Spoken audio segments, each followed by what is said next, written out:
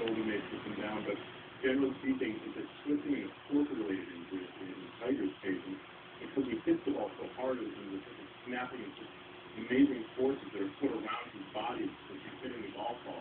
That over the period of time seems to have worn him down at some point, at least it's worn down his knee. It's not an especially common injury in golf. Sure, that this was